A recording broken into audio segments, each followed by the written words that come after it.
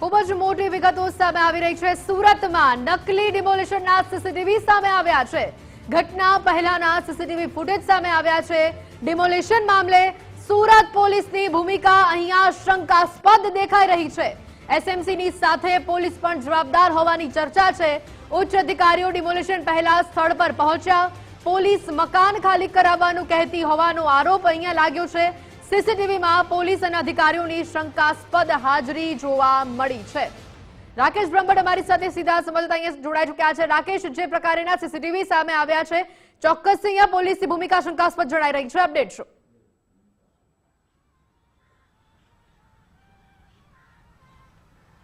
જી, wet દરવાજા નાસિરનગરના કથિત નકલી ડિમોલિશનનો વિવાદ છે તે દિન પ્રતિદિન વકરતો જઈ રહ્યો છે અને તેમાં પ્રતિદિવસ છે તે નવા ફણગા અને ખુલાસાઓ પણ છે તે થઈ રહ્યા છે। ત્યારે આજે વધુ એક ખુલાસો એ સામે બનીને આવ્યો છે કે ડિમોલિશન પહેલા છે તે સુરત પોલીસના કેટલાક બ્રાન્ચના અધિકારીઓ અને સ્ટાફ છે તે આ ડિમોલિશન પહેલા છે તે સ્થળ પર પહોંચ્યા હતા અને એક બ્રાન્ચના અધિકારીના કહેવા પર છે તે અહીંના જે કાચા પાકા મકાનો બળજબરીપૂર્વક ખાલી કરાવવામાં આવ્યા હતા તેવા આક્ષેપો છે તે કોંગ્રેસ અગ્રણીઓ દ્વારા છે તે કરવામાં આવી રહ્યો છે।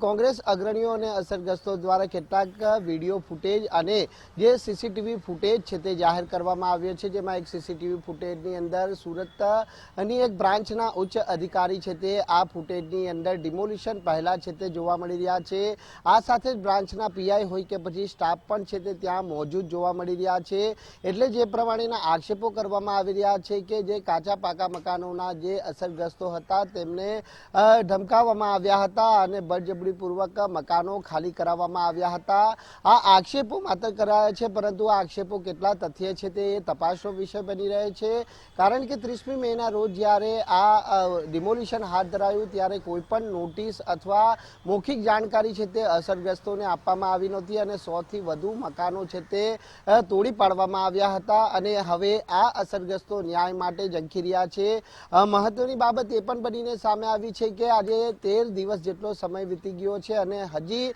આ ડિમોલિશન કોના દ્વારા કરવામાં આવ્યું તેનો કોઈ સત્તાવાર ફોડ સુરત પોલીસ કે પછી જે પાલિકા તંત્ર તરફથી પાડવામાં આવ્યો નથી। પરંતુ આ સમગ્ર પ્રકરણને લઈને હવે જ્યારે સરકારના દરબારમાં આ મામલો પહોંચ્યો છે ત્યારે તાત્કાલિક ધોરણે હવે તપાસ કમિટીની રચના પણ કરી દેવામાં આવી છે, જેમાં 2 જેટલા ડેપ્યુટી કમિશનર, એક એડિશનલ સિટી એન્જિનિયર, 2 કાર્યપાલક એન્જિનિયર અને એક ડેપ્યુટી એન્જિનિયરનો સમાવેશ કરવામાં આવ્યો છે। આપણી પાસે કેટલાક જે કમિટીના સભ્યોના નામો છે તેમાં AM ગજ્જર, AM ડોક્ટર અને MD Chavda, KL Vasava, RD Ganjawala અને મોહસિન એ કાગઝી આ એવા અધિકારીઓ છે કે આ અધિકારીઓ છે તે આ સમગ્ર જે કથિત નકલી ડિમોલિશનની તપાસ કરવાના છે। પરંતુ સવાલ એ પણ અહીં ઉપસ્થિત થઈ રહ્યા છે કે જે વિભાગ સામે ગંભીર ભ્રષ્ટાચાર અને નકલી ડિમોલિશન કરવાનો આરોપ લાગ્યો હોય તે જ વિભાગની અંદર જે રહેલા અધિકારીઓ પાસે આ તપાસ કરવામાં આવી રહી છે, તેને લઈને તપાસની અંદર છીંડા ઉડે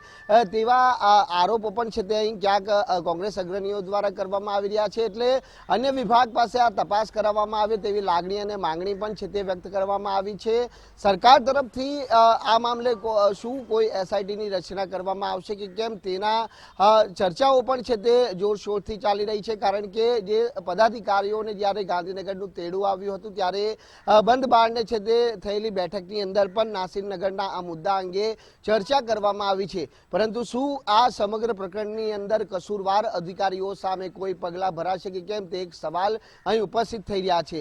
જે પ્રમાણે સીસીટીવી ફૂટેજ જાહેર કરવામાં આવ્યો છે, જે વિડીયો જાહેર કરાયા છે, જેમાં પાલિકાના જે કાર્યપાલક એન્જિનિયર હોય કે શહેર પોલીસ બ્રાન્ચના ઉચ્ચ અધિકારીઓ તમામ ડિમોલિશન વેળાએ વિડીયોની અંદર મોજૂદ જોવા મળી રહ્યા છે। ત્યારે જેટલી જવાબદાર પાલિકા અધિકારીઓ છે તેટલી જ જવાબદાર ક્યાંક પોલીસ અધિકારીઓ પણ છે। કારણ કે આ પ્રમાણે પોલીસ બંદોબસ્ત રાખી અને જ્યારે ડિમોલિશન કરવામાં આવતું હોય તો પછી આ ડિમોલિશન કોના ઈશારે કરવામાં આવ્યું?